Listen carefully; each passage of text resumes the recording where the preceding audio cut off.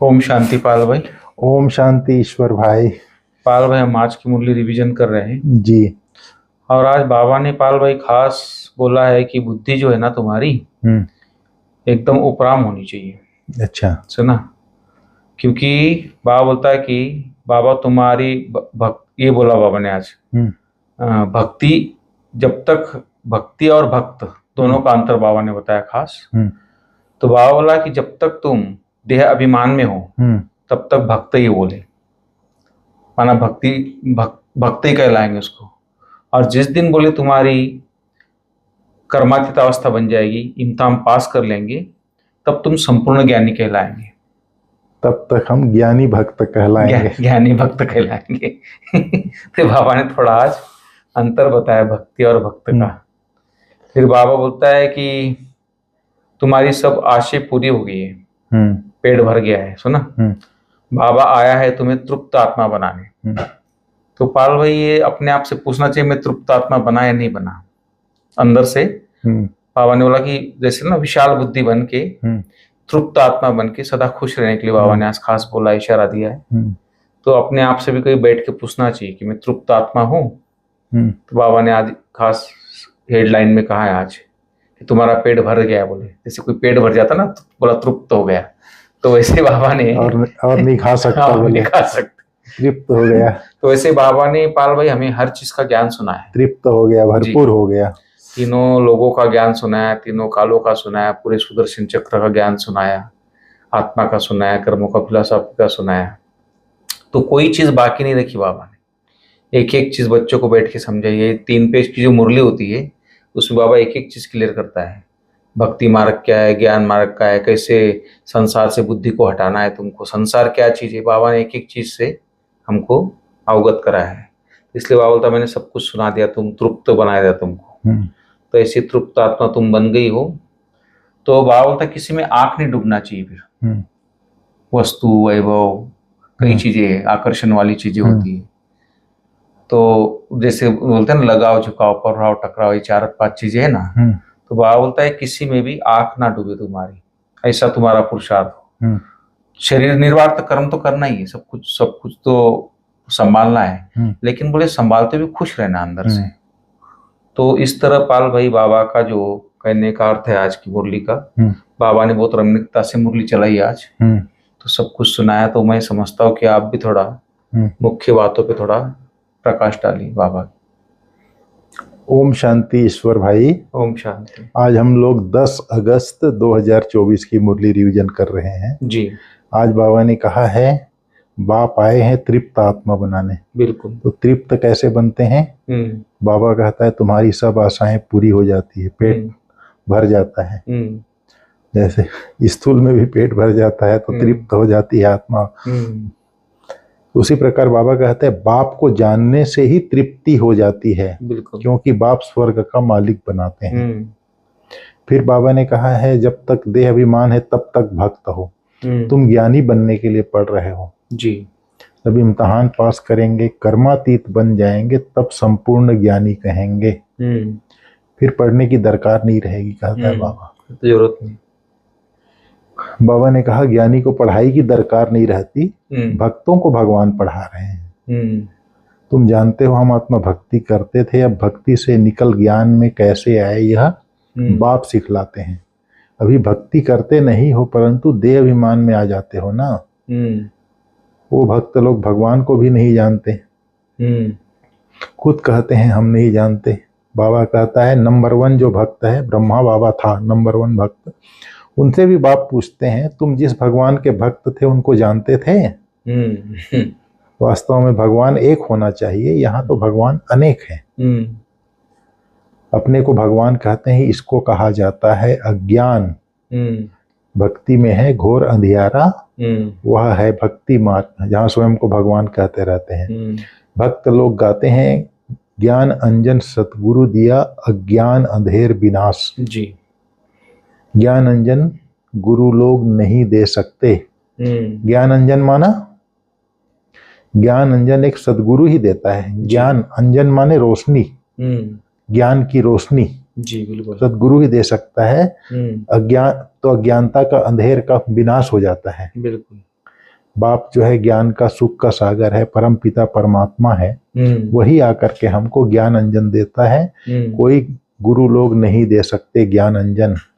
इतने सारे गुरु लोग ज्ञान अंजन दिए, लेकिन क्या हुआ? दुनिया तो और गर्त में गया। बाबा ने कहा वह भक्ति का अंधियारा अभी तुम्हारा छूट गया, क्योंकि बाप को जान लिया जी। बाप ने परिचय दिया है, मीठे बिठे बच्चे तुम आत्मा हो, तुमने इस शरीर के साथ पार्ट बजाया है, तुम्हारा है बेहद का ज्ञान जी। तुम हद से निकल अब बेहद में चले गए। बाबा कहता है दुनिया वाले रावण का भी दिन प्रतिदिन बड़ा चित्र बनाते हैं, छोटा रावण तो बना ना सके। क्यों? क्योंकि रावण 5 विकारों को कहा जाता है और 5 विकारों की वृद्धि होती जाती है, तमो प्रधान बनते जाते हैं, इसलिए छोटा रावण बन नहीं सकता। बाबा ने कहा आत्मा तमो प्रधान बन गई है। दुनिया में और ऐसा कोई मनुष्य नहीं होगा जो समझे कि तमो प्रधान कब बनते हैं, सतो प्रधान कब बनते हैं। इन बातों से मनुष्य बिल्कुल अनजान है। बाप आकर सहज नॉलेज सुनाते हैं, पढ़ाते हैं, फिर भी सारी पढ़ाई का तंत्र रह जाता है जी। बाप आकर बिल्कुल सहज नॉलेज सुनाते हैं। क्या है तंत्र इस ज्ञान का? हम आत्मा बाप के बच्चे हैं और आत्मा समझ परमात्मा बाप को याद करना है जी। फिर बाबा ने कहा कोटों में कोई में कोई निकलते हैं। कोटों में कोई ही यथार्थ रीति जानते हैं, किसको? बाप को। कहेंगे बाप कभी ऐसा होता है क्या? पहचानते ही नहीं।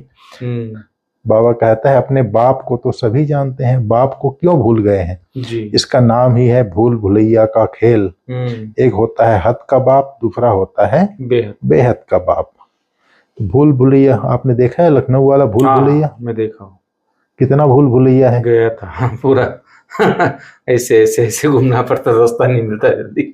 ऊपर छत में जब चले जाते हैं, जब तक गाइड नहीं है उसका उतरने का रास्ता जो है ना एकदम इजी है, पर वो गाइड नहीं तो आदमी ढूंढता रहता है। हाँ वो एकदम इजी है लेकिन दिखाई नहीं देता।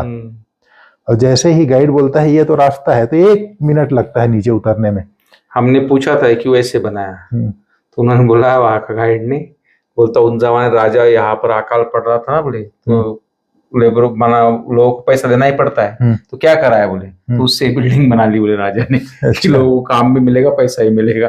अच्छा। तो ऐसे उस टाइम राजा लोग ऐसे काम करते थे, कुछ तो किले बनाते थे। जो भूल भुलैया बना है जब गए तो जाते जाते बहुत समय लगा, उतरने समय 2 मिनट में उतर गए। साइड से एक सीढ़ी था जी जी, लेकिन वो उस साइड वाली सीढ़ी खोजने में भी हमको नहीं मिलता उसमें एक टेक्नोलॉजी पाल भाई मैंने पहली बार देखा इंडिया में।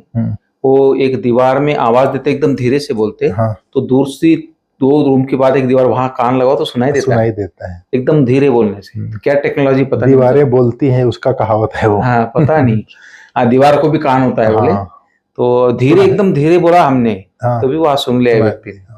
तो ये भी एक बाबा ने कहा उसी प्रकार एक बाप को अगर जान जाते हैं, ये भक्ति भूल भुलैया का खेल है। जब बाप को जान जाते हैं तो तुरंत गति मिल जाती है। बाबा कहता है 2 बाप से वर्षा मिलता है, हद के बाप से थोड़ा वर्षा मिलता है, बेहद के बाप से बेहद का वर्षा मिलता है। फिर क्या होता है, सारा पेट भर जाता है। पेट ऐसा भर देते हैं तुमको कोई चीज की दरकार नहीं रहती, सब आशा पूरी कर देते हैं।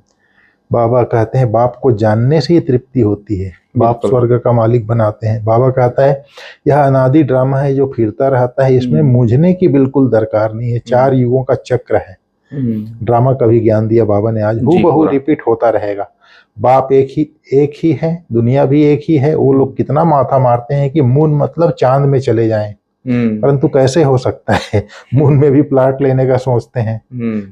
बाबा कहते हैं इसको कहा जाता है साइंस का घमंड, माया का पाप। स्वर्ग से भी जास्ती सो करके दिखाते हैं, स्वर्ग को तो भूल ही गए हैं। स्वर्ग में तो अथाह धन था, एक मंदिर से ही देखो कितना धन ले गए जी। भारत में ही इतना धन था, बहुत खजाना था, भरपूर था। मोहम्मद गजनवी आकर के लूट के ले गया। बाबा बोलता है आधा कल्प तो तुम समर्थ रहते हो, चोरी आदि का नाम नहीं रहता है जी। रावण राज्य ही नहीं, जब रावण कोई है ही नहीं, रावण राज्य शुरू ही नहीं हुआ तो चोरी चकारी भी नहीं होती, झगड़े आदि भी रावण के आने से शुरू हुए जी। बाकी रावण कोई है नहीं, विकारों की प्रवेशता को ही रावण कहा जाता है। बाबा ने कहा हमने इतना धन दिया था इतना खर्चा कर चित्र व मंदिर आदि क्यों बनाते हैं? जी। Waste of money, waste of energy है, बाबा कहता है। लाखों रुपया खर्च करते हैं। बाबा प्यार से बैठ समझाते हैं, हमने तुम बच्चों को अथाह धन दिया था, वह सब कहाँ गया? जी। बाबा ने कहा, रावण राज्य में तुम क्या से क्या बन पड़े हो।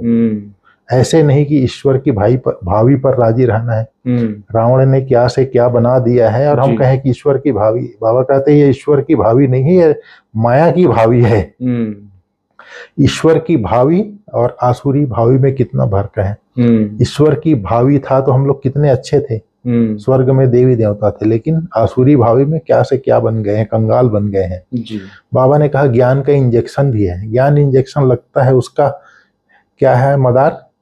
अगर वो सर्विस पर दौड़ रहा है, सारा मदार सर्विस पर है, सर्विस से ही बताएंगे इनको इंजेक्शन लगा है कि नहीं लगाना है। ऐसे भी है जिसको जास्ती इंजेक्शन लगता है, इसको बिल्कुल नहीं लगता है। बाबा सब जानते हैं। फिर बाबा ने कहा अभी तुम बच्चों को भक्ति और ज्ञान का अंतर मिलता है। कितनी विशाल बुद्धि होनी चाहिए। तुम्हारी कोई में भी आंख नहीं जाएगी। ऐसे यहाँ पर कोई राजा रानी आते उनको देखें, ऐसा बुद्धि नहीं जाएगा। बाबा बोलता है इस समय दुनिया में पाप ही पाप है। पेट के लिए पेट पाप बहुत कराता है। एक दो के ऊपर झूठे कलंक लगा देते हैं। ऐसे भी पैसे भी ढेर कमाते हैं, कितने पैसे छिपा लेते हैं। फिर गवर्नमेंट क्या करती है? गवर्नमेंट से कोई छिप नहीं सकता। बाबा कहता है बच्चों को खुशी का पारा चढ़ा रहना चाहिए, बाप और वर्षा याद रहे।